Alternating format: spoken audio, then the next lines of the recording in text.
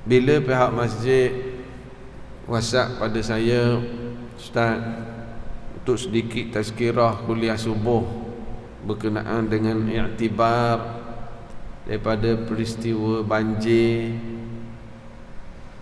maka subhanallah, sebagai orang yang beriman, bukan sahaja banjir, tapi apa sahaja musibah yang kita lalui, COVID-19 yang memberi kesan domino daripada COVID-19, beri impak pada oil and gas, beri impak pada bisnes, beri impak pada sekolah, beri impak pada hubungan kekeluargaan, beri impak pada masjid, beri impak pada sosial. Ini perkara-perkara yang perlu kita muhasabah. Berkait dengan banjir, perlu muhasabah. Apa maksud perkataan muhasabah? Biasanya kalau organisasi disebut postmortem. Kalau orang bisnes, mungkin hujung-hujung tahun dia study P&L ke apa dia panggil, profit and loss.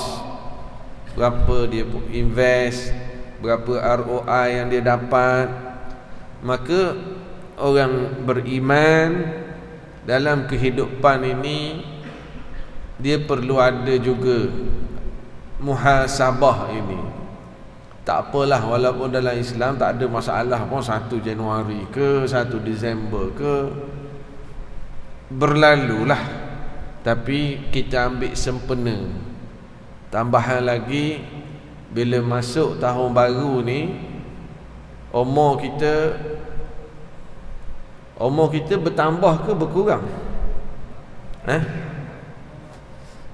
Bila masuk tahun baru, umur kita bertambah ke berkurang?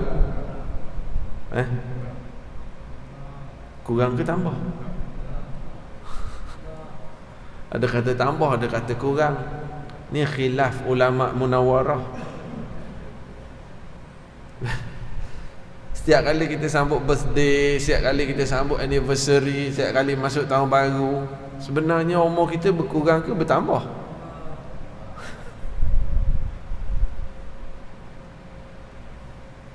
Okeylah, umur ni kita kira yang dah lepas ke yang baki? Itu jawapan ni. Tak apalah Ustaz, mana-mana pun, yang penting dekat nak mati, semakin dekat. Ajal kita semakin hampir. Itu pasti. Tak payah nak berfalsafah lah Ustaz. Allahu Akbar. Masuk tahun baru, ajal kita semakin hampir. Dan kita tengok orang di sekeliling kita, jemaah masjid ni ada tak yang, tak apalah, yang dipilih oleh Allah meninggal berkait dengan COVID bawah ni, ada tak jemaah haji kita ni? Ada? Allahumma ighfir lahum warhamhum wa'afihim wa'fu anhum. Cuba tengok kiri kanan kita, masih ada ke sahabat kita? Tengok kat sebelah, kau hidup lagi, cuba kak. Kau ada lagi, syukurlah. Tak kira COVID ke, banjir ke, aksiden ke, kecil manis ke, sakit jantung ke, go out ke, kanser ke. Satu pepatah Arab menyebut, al-mautu babun wal kullu dakhiluhu, ta'addadatil asbab wal mautu wahidu. Ada pepatah Arab menyebut, kematian seumpama pintu. Setiap orang akan masuk ke pintu ini. Sebabnya banyak. Kematian tetap akan berlaku satu. Ada banyak sebab, tapi it will happen. Akan berlaku sekali seorang, akan lalui. Orang kaya meninggal, orang miskin meninggal, orang pangkat besar meninggal, orang pangkat kecil meninggal. Cuma orang tua dengan orang muda, orang tua mati dulu kan? Ya tak? Oh, cepat je. Tak juga ustaz, orang muda pun mati. Yang tua siapa? Antara yang sihat dengan yang sakit mati dulu kan? Tak juga. Ada anak yang meninggal, mak masuk wad, anak yang accident meninggal. Bila kita meninggal, di mana kita meninggal, bagaimana kita meninggal, yang penting kita minta dengan Allah, Allahumma khtim lana bihusnil khatimah. Ya Allah, akhirkanlah umur kami dengan akhir yang baik.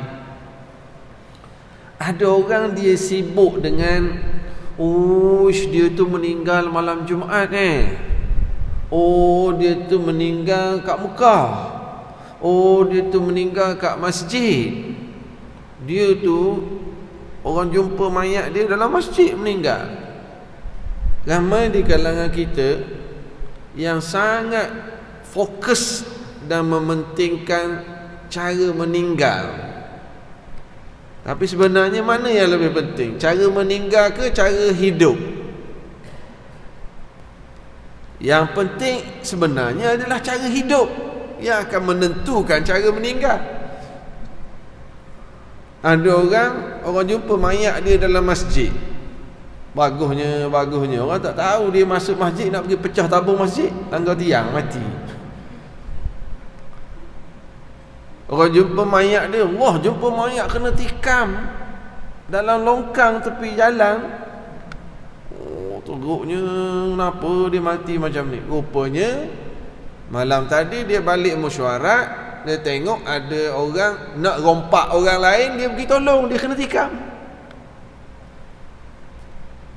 Sebenarnya cara hidup yang penting, yang akan menentukan insya-Allah cara mati kita. Kalau cara hidup dia selalu datang masjid, Allahu Akbar. Cara hidup dia selalu gembirakan orang, bantu orang. Ada orang kita terima kan, meninggal ketika sedang solat, Allahu Akbar. Meninggal ketika sedang sujud, tengah sembahyang, tengah sujud, bangun tahiyat akhir, jatuh. Ada satu kes dalam majlis ilmu, dalam dewan, auditorium, ceramah kan, auditorium kan dia macam tangga gitu, seat banyak. Majlis ilmu yang disebut taman-taman syurga di dunia. Dewan penuh. Salah seorang yang hadir, dia duduk kat kursi memang betulan tepi lorong. Dalam majlis ilmu tiba-tiba jatuh terbaring. Taman syurga di dunia terbaring. AJK datang angkat. Bukan papah angkat. Seorang pegang kaki, seorang pegang kat lutut, seorang pegang kat pinggang, seorang pegang belakang, seorang pegang kepala, terpaksa angkat. Bawa sampai ke luar dewan. Sampai je kat luar dewan, yang jatuh tadi bangun. Gosok mata. Jadi AJK kata, ingatkan kena heart attack? Dia kata, tak, saya tertidur tadi. Tapi yang paling power tuan-tuan, AJK tanya, dah tadi masa jatuh tu kalau tidur kenapa tak bergerak? Taklah, kalau saya terus bangun nampak sangat saya tidur. Jadi AJK kata kita orang ingatkan kena heart attack. Tapi hebat dia sempat berfikir. Mana kalau jatuh tu dia terus bangun nampak sangat tidur. Jadi tuan-tuan, waktu dengar kuliah subuh, kalau jatuh masa tengah-tengah kuliah tu jangan terus bangun. Husnul khatimah. Tapi bila kita buat muhasabah, tak apalah, kita ambillah sempena tahun baru ni. Sepanjang 2020, 2021, tuan-tuan perasan tak, masa berjalan begitu pantas. yang ada anak, yang ada cucu, yang work from home, yang business. 2 tahun dah kita hidup dengan COVID. 2 tahun dah berlalu, kejap je. Yang pergi umrah tahun 2019 hari tu, last sekali pergi umrah, Allah, 2022 dah. Dan ini memang di antara perkara yang disebut oleh Nabi Muhammad sallallahu alaihi wasallam, tanda-tanda akhir zaman, bahawa masa berlalu begitu pantas. Nak mudah tengok cucu je lah tuan-tuan kat rumah. Besar dah cucu aku. Tengok cucu. Nak lagi jelas, tengok cermin je lah. Masa berlalu. Setahun setengah telah berlalu. Ada di kalangan kita setahun setengah ini memang diuji dengan masalah keuangan, diuji dengan masalah sakit. Ada juga dalam keadaan 2 tahun orang susah, rumah dia penuh je peti ais. Ada juga di kalangan kita 2 tahun orang susah tak cukup makan, dia alhamdulillah boleh remain. Bahkan sepanjang 2 tahun ni ada orang yang Allah Ta'ala bagi bisnes dia bertambah banyak untung pula. Betulan dia duduk dalam bisnes yang berkait dengan masalah. Memang setiap kali masalah akan ada peluang. Setiap kali berlaku musibah, masalah, akan wujud peluang. Peluang nak buat pahala, peluang nak buat bisnes. Tak salah rebut peluang. Jangan ambil kesempatan untuk tekan orang. Sudah. Orang bisnes, ada bisnes yang alhamdulillah banjir. Pergilah hardware yang nyapu tolak air, habis water jet sold out. Cuma tak salah ambil peluang yang bisnes. Jangan ambil kesempatan untuk markup harga, untuk tekan orang. Ni jangan buat kerja gitu. Dah lah orang kena musibah, kita khianat pula kat orang. Jangan. Tak berkat niaga. Alhamdulillah, yang buat restoran, orang kena banjir, orang ni pagi bagi 5,000, 10,000, okey, bungkus, hantar makanan. Ada bisnes yang berjalan. Maka kita sebut alhamdulillah. Tapi yang ada restoran, caterer, jangan pula bila orang bagi duit, okey, bungkus makanan untuk masa banjir, dia buat lebih-lebih kurang je. Tak nasi, tak sayur, tak ikan bilis 3 ekor, telur sebelah. Cah mahal-mahal. Jangan. Dahlah saudara-saudara kita ni berhadapan dengan ujian banjir. Jangan kita hantar makanan yang berlebih kurang. Orang bayar dah kat kita kedai makan. Biarlah kita ada niat nak gembirakan mangsa banjir itu. Kalau sampai ayam seketul, ayam yang boleh makan, kuah, lauk, kan kita nak fikir untung saja. Ada untung dah kat situ. Yang pertama sekali ialah kalau kita nak spesifik berkenaan dengan banjir, dan tuan-tuan tengok sendiri dah dalam grup WhatsApp masing-masing, dalam Facebook masing-masing. Allahu Akbar. Yang pertama sekali, apabila berlaku perkara ini, maka kita sebut inna lillah wa inna ilaihi raji'un. Sesungguhnya kita semua ini adalah milik Allah, dan kita pasti akan kembali kepada Allah. Ini yang pertama sekali. Apa-apa musibah, kita kembali pada Allah. Dekat area sini air naik tak? Kat masjid ni. Maksud saya rumah-rumah sekitar ni, ada yang naik tak? Tak ada, alhamdulillah. Kampung-kampung sekitar apa? Bukit Lancang ke apa? Lancang Pahang tu. Lancung. Belakang ni. 2 kilometer. Teruk kan? Allahu Akbar. Ada 2 bentuk ujian. Satu yang 2 kilometer Bukit Lancung tu diuji dengan banjir. Kita kat sini diuji dengan selamat. kereta kita selamat, motor kita selamat, rumah kita selamat, anak kita selamat. Itu pun satu bentuk ujian dari Allah.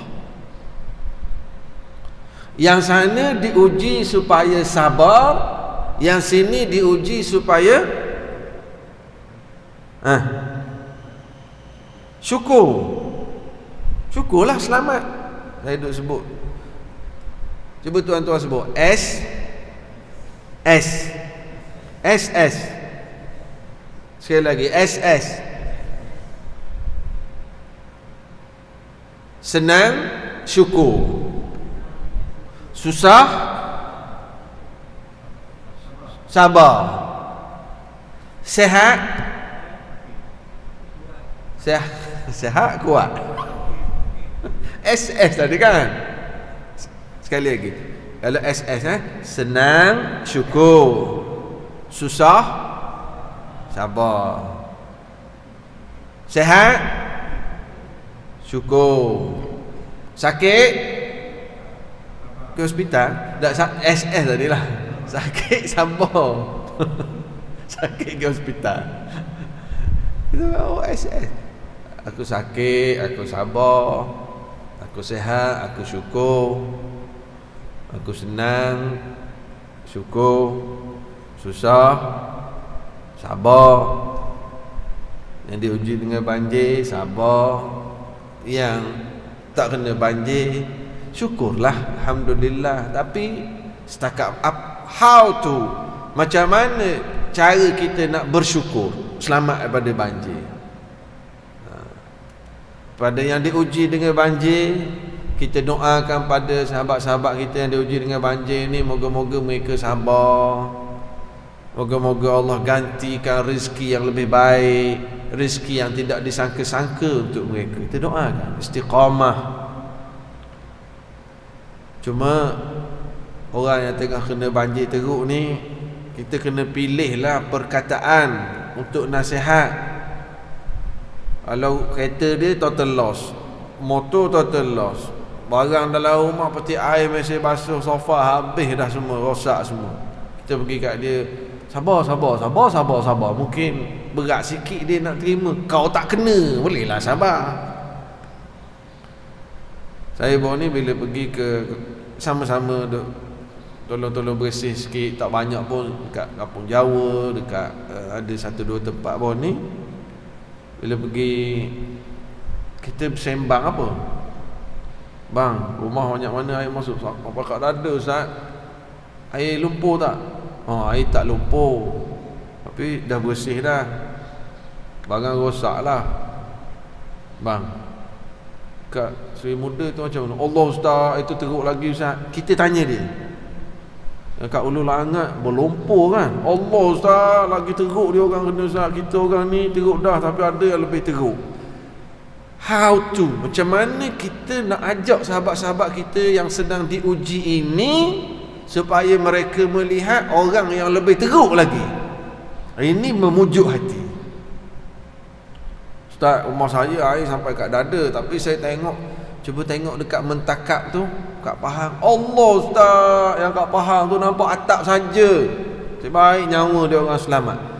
Cara nak memujuk hati kita sendiri ketika diuji, ataupun kita nak kongsi dengan sahabat-sahabat kita, ajaklah mereka merenung orang yang lebih teruk lagi ujian. Ini akan pujuk hati kita. Inilah konsep Al-Quran. Ketika kita berdakwah, ketika kita nak hidupkan masjid, ketika kita ada orang fitnah, orang ganggu, orang perlekeh dakwah, itu tujuan kita baca Quran. Ada kisah-kisah dalam Quran Nabi-Nabi. Allah, Nabi dulu teruk lagi, aku gini je. Itu cara dia. Ketika kita diuji, Allah ada orang lain yang lebih teruk, berat lagi, supaya untuk kita rasa lebih ringan. Saya 2 hari lepas, saya ada satu program dengan seorang cikgu. Dia umur 30-an, dapat anugerah khidmat cemerlang. Cikgu kat Sabah, khidmat cemerlang. Umur 35, dia dapat tawaran naik pangkat jadi penolong kanan umur 35, memang cemerlang. Pada tahun 2011 dia dapat tawaran naik pangkat jadi penolong kanan. Pada waktu yang sama, ada hari tu sekali dia sakit mata dia pedih gitu. Dia pun bertahan. Esok dia bangun tidur, dia macam kabur sikit, mata dia nampak putih, bukan gelap, nampak putih semua. Hari ni tahun 2011.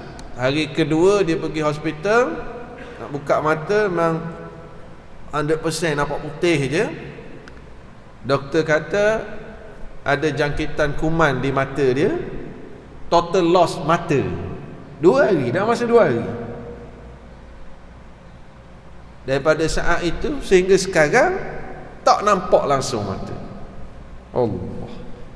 Orang yang lahir dalam keadaan cacat penglihatan, kita rasa dia dah lahir-lahir macam tu dah.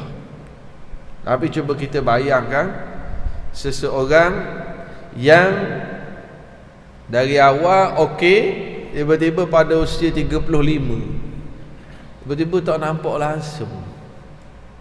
Dia kata, ya Allah Ustaz, saya 6 bulan saya duduk dalam bilik seorang. Guru besar datang saya tak nak jumpa, pelajar datang saya tak nak jumpa.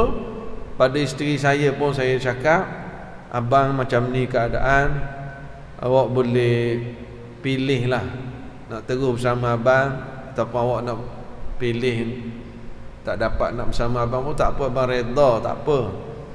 Isteri dia kata, abang waktu abang sihat abang jaga saya, sekarang saya nak jaga abang. Alhamdulillah lah. Dia 2-3 kali dia cakap kat isteri dia macam tu. Tapi isteri dia alhamdulillah istiqamah bersama dia. Tapi dalam masa 6 bulan ni isteri dia pun dia marah. Isteri dia datang, tak payah duk lah, biar dia seorang. Dia kata dalam masa 6 bulan ni duduk dah bilik seorang ni, ada bisikan, kau dah tak berguna, bunuh diri je lah, kau nak buat apa, siapa nak jaga nanti, siapa nak sara, bersendirian. Lepas 6 bulan dia kata tak tahulah, berkat doa isteri, doa mak ayah, mak mertua, ayah mertua, anak-anak murid.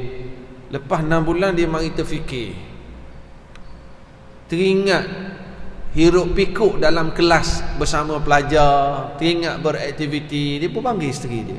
Kali pertama dia kata selepas 6 bulan dia bercakap elok dengan isteri dia. Abang teringat kat budak-budak kat sekolah lah. Dia kata spontan isteri dia jawab, ni tanda abang boleh kerja balik bang. Positif. Lalu dia mula cari maklumat. Dia suruh isteri dia cari maklumat.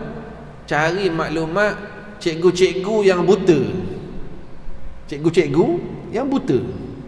Isteri cari, dia Malaysia ni ada sekitar 100 orang dia kata cikgu yang buta. Dia pun telefon. Biasalah, kami lama dah mengajar kat sekolah. Dia buat keputusan dari Sabah datang Kuala Lumpur, pergi ke pusat rehabilitasi apa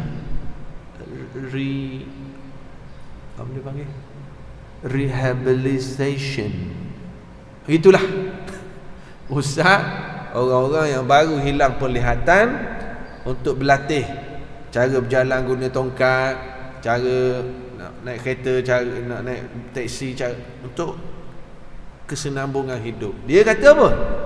Dia kata, Ustaz, bila saya sampai ke tempat ni, saya duduk beberapa puluh orang, semuanya orang yang baru hilang penglihatan, bahkan ada yang kes teruk pada saya. Dia orang boleh je hidup. Tiba-tiba confident diri saya bangkit balik. Nah, ingat aku seorang je dalam dunia ni yang hilang penglihatan. Rupanya ramai juga. Bahkan Ustaz, ada yang lebih teruk pada saya Ustaz. Yang seorang ni accident, dia seorang, ni kes dia seorang. Dia accident, mata dia tercabut Ustaz, jatuh atas jalan. Mata jatuh atas jalan, hidung patah, tengkorak kena tukar fiber. Tapi boleh, okey je, boleh gurau sembang ni. Saya kata, Allah teruknya dia, tapi boleh redha je. Aku ni gini je. Bahkan yang patah hidung, yang korak fiber tadi tu, yang mata tercabut tu, ada girlfriend lagi dia cakap. Sembang dengan girlfriend kat mana? Dalam tandas. Sejam lebih cakap telefon dengan girlfriend dalam tandas. Cikgu tu kata, saya tanya dia, kau duduk tandas lama sejam, tak busuk ke? Hidung aku dah tak boleh guna dah.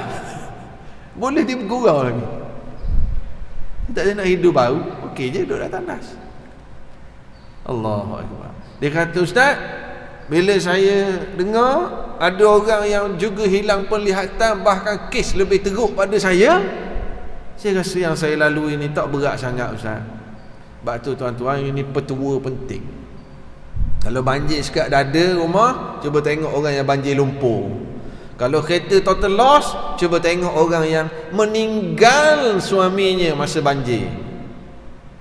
Sama juga kita. Ada orang yang kena buang kerja, tapi bolehlah duk jadi dropship, niaga kecil-kecilan. Cuba tengok orang yang kena buang kerja dan dibuang keluarga. Kalau kita sakit kaki ni dekat sendi tadi, apa, go out, cuba tengok orang yang cancer stage 4. Ini cara yang diajar oleh Nabi Muhammad sallallahu alaihi wasallam. Unzuru ila man asfala minkum. Lihatlah orang yang lebih bawah dari kamu. Lihatlah orang yang lebih teruk ujiannya daripada kamu. Itu cara dia. Bila dia tengok orang yang lebih teruk, dia jadi rasa boleh teruskan kehidupan. Tapi kita macam sekarang, sahabat-sahabat kita yang rumah total loss, kita boleh bercakap lah macam ni. Ustaz boleh bercakap lah, ustaz tak kena. Allah, ya betul, itu perkara yang betul. Kita tak tahu. Kalau kita kena, tak tahu macam mana. Tetapi kita yang sudah pasti yang diuji tak kena ni, dan sekarang bila berlaku banjir, sebenarnya bukan saja banjir, bila berlaku musibah akan terkeluarlah true color. True color. Dan ini disebut dalam Al-Quran. Ahasiban nasu an yutraku an yaqulu amanna wa hum la yuftanun. Adakah manusia menyangka bahawa sudah cukup bila dia berkata saya orang beriman, sedangkan mereka ini belum lagi diuji oleh Allah. Ada orang menyangka padahal dia mengaku Islam, mengaku beriman, beres, sedangkan mereka belum diuji. Dan sambungan ayat selepas itu, walaqad fatanna alladhina min qablihim fala ya'lamanna Allahu alladhina sadaqu wa la ya'lamanna al-kadhibin. Sesungguhnya umat-umat terdahulu Allah Ta'ala telah uji mereka. Daripada ujian itu dapatlah tahu graduate yang benar-benar beriman atau yang hanya di mulut sahaja mengaku beriman. Bila datang banjir ni, keluar true color. True color mangsa banjir, true color yang tak kena banjir. Di kalangan masa banjir, ada yang dia tak fikir dah apa-apa, dia fikir telekung dia je, aurat dia. Sangat jaga aurat. Tapi ada orang bila dia jadi masa banjir, dia tak peduli aurat. Dia peduli yang penting apa? Makanan nak kena sampai. Ada orang dia pentingkan nak kena dapat baju ganti, dapat duit. Solat tak solat tak apalah, tak. Ni saya kata, bukan saya kata semua masa banjir ni. Ni maksud saya, jangan silap faham, jangan silap ada yang potong-potong pula. Ustaz kata pada masa banjir tak solat. Tak, saya tak kata gitu. Maksud saya true color. Ada orang di pusat perpindahan banjir, dia sangat-sangat jaga aurat. Ada orang ni tak peduli aurat, makanan je. Ada orang sangat-sangat jaga solatnya, ada tak peduli sangat solat. Yang penting dia kata kena jaga SOP, takut kena COVID pula. Takut pada COVID, semayang tak. Ada orang yang sangat-sangat jaga solatnya, jaga auratnya. Ada orang bila makanan sampai, siap ambil lebih lagi. Pakaian ambil lebih. Ini yang jadi mangsa. Ada orang sampai peringkat na'uzubillah persalahkan Allah. Kenapa aku kena? Itu kita kata dengan ujian akan datang true color. Ada orang dia semakin dekat dengan Allah. Masjid ni jadi juga kan tempat perpindahan sementara. Dia bertahajud. Lama dah kan saya tengok gambar masjid ni, ada kan, ada jemaah yang tahajud belum subuh lagi. Ada sini tak?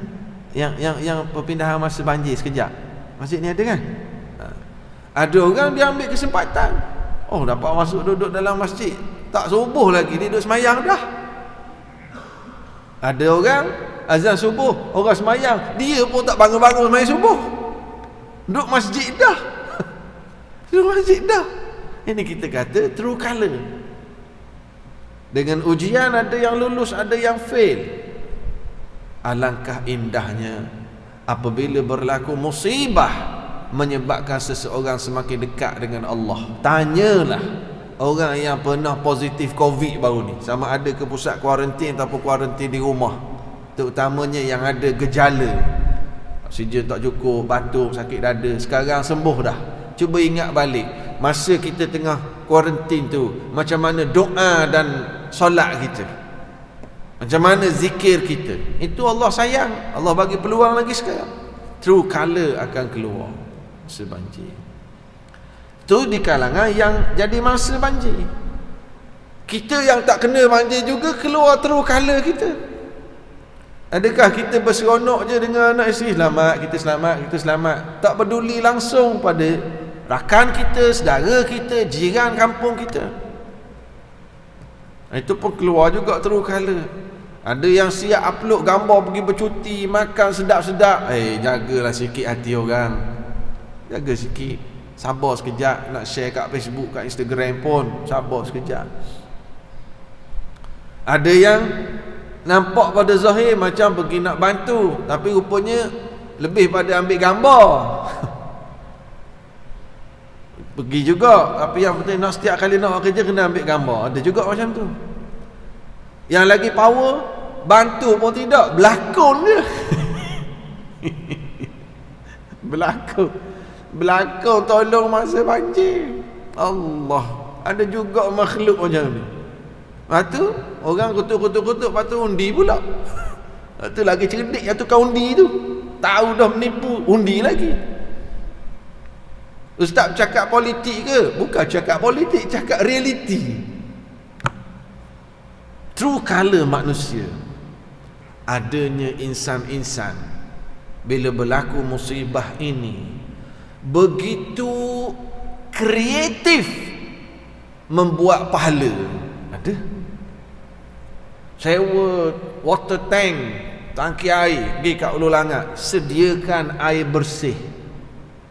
Ini orang yang kreatif. Dikala ada orang bagi toto, bagi makanan, dia sponsor water jet. Kreatif. Saya baru terlintas satu perkara malam tadi. Betulan kakak saya, dia ada kedai dobi dekat sini, kedai dobi Putra Haid, kakak saya sendiri. Kedai dobi, dia tunjuk gambar kapek banyak, pakaian masa banjir kat sini lah. Dia kata dia bantu tolong pergi ambil kapek, tapi dah dia bisnes kedai dobi, basuh je lah. Saya kata bagus, buat bisnes dalam masa yang sama biarlah bisnes kita bantu menyelesaikan masalah orang. Bisnes jalan lah. Jangan ambil, memang tak adalah unsur nak ambil kesempatan, bahkan tolong memudahkan customer pergi ambil basuh. Saya terfikir pula on the way datang mai subuh tadi, alangkah baiknya kalau pergi ke kedai dobi, mana-mana kedai dobi, kita tanya mana kapek, mana pakaian masa banjir, kita tolong bayar je. Jadi bila masa banjir datang, ambil je kapek, ambil je pakaian, ada orang bayar dah. Terlintas macam tu, ingat nak buat lah nanti. Tu saya kata, kita kreatif cari pahala. Yang orang bisnes, dia restoran, dia memang jual makanan. Kita pergi ke restoran, saya nak ambil duit 1,000 ni, packing, nak lauk yang sedap, bagi pada masa banjir. Ada orang mana-mana NGO datang, ambil je bagi free. Dan memang saya lalui. Masa tengah baru ni lah, saya duduk meniaga Habatus Sauda, zaitun tu, madu, ada customer online. Tiba-tiba je dia mesej, Ustaz, saya dah transfer duit 1,000. Ustaz guna je lah untuk apa-apa berkait dengan masa banjir. Dia kata saya tak kumpul duit ni, saya pergi bantu. Tak apalah, saya dah transfer, Ustaz guna je lah. Dia kata okey lah. Jadi dalam kepala saya, betul lah hari tu nak pergi rumah kawan dekat Kota Kemuning. Ingat ambil 300 pergi beli nasi, 700 ni bagi cash lah kat dia. Keperluan cash pun penting. Saya pun pergi kat restoran kat Shah Alam tu, kat Masjid Negeri pergi. Ingat 300 ni nak beli makanan, nak bagi kat rumah kawan saya tu dan jiran-jiran dia lah sekali. Sampai kat restoran, dia orang kata, oh kita tengah packing Ustaz, ambil je. Dia kata tak nak bayar ni, orang bagi duit, bukan duit saya. Dah. Yang kami pun kat restoran ni orang dah bagi duit. Ambil je Ustaz, ambil je. Dia kata je ke? Ambil je lah. Ambil, bawa pergi. Jadi saya duit 1000 tu saya bagi cash je lah dekat sahabat tu. Memang teruk lah rumah dia.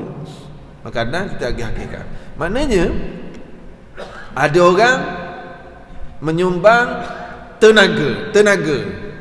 Ada orang menyumbang tenaga, ada orang menyumbang masa, ada orang menyumbang idea, ada orang menyumbang duit, ada orang menyumbang kepakaran. Ada yang buat servis barang-barang elektrik secara percuma. Dia buat servis. Spare part beli sendiri, cari sendiri barang. Saya tolong servis, saya beritahu nak kena tukar apa, tapi secara percuma.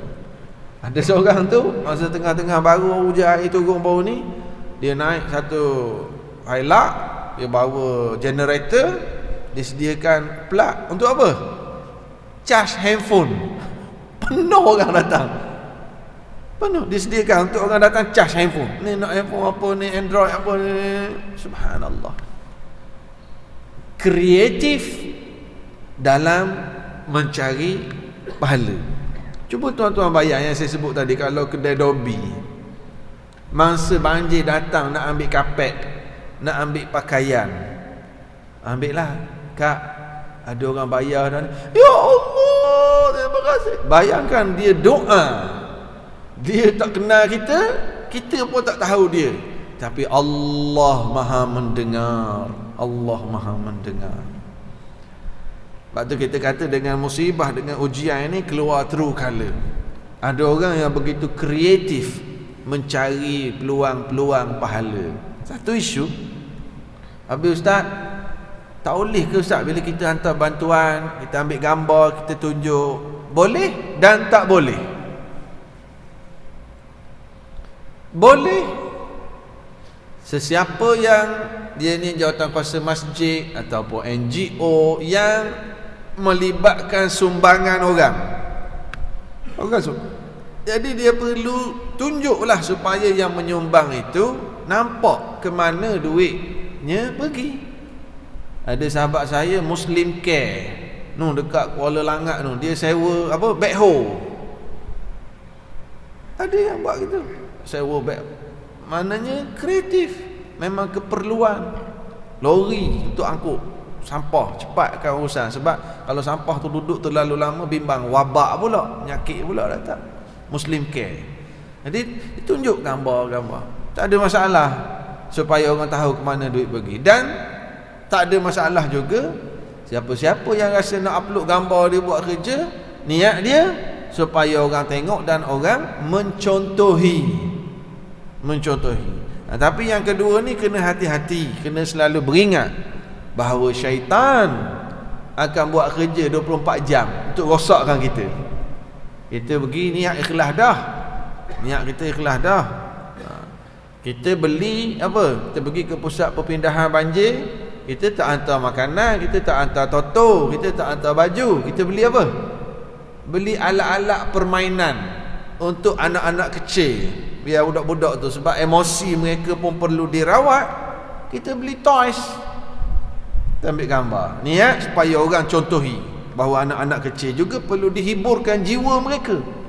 Niat kita tak apalah, aku buat ni, aku ambil gambar, biar orang contohi, orang buat juga di tempat lain. Tiba-tiba ramai pula yang datang puji kita, dan ini kerja syaitan. Akhirnya kita rasa syok sendiri. Rasa bagusnya aku, kreatifnya aku, orang lain tak buat. Ini kerja syaitan yang perlu kita berhati-hati. Dia nak merosakkan pahala kita. Yang tak boleh macam mana? Yang tadilah, dia tunjuk gambar untuk riak, untuk orang puji dia, rasa dia baik, na'udzubillah. Dia ambil gambar supaya dengan berlakon tadi, dan dia ambil gambar untuk rupanya untuk marketing bisnes dia. Untuk marketing bisnes ambil gambar. Dia orang ambil gambar untuk mencuci duit, money laundering ni, untuk cuci duit. Yang ni Allah tahulah niat dia masing-masing. Yang penting bila berlaku musibah, khususnya banjir, akan terkeluarlah true color.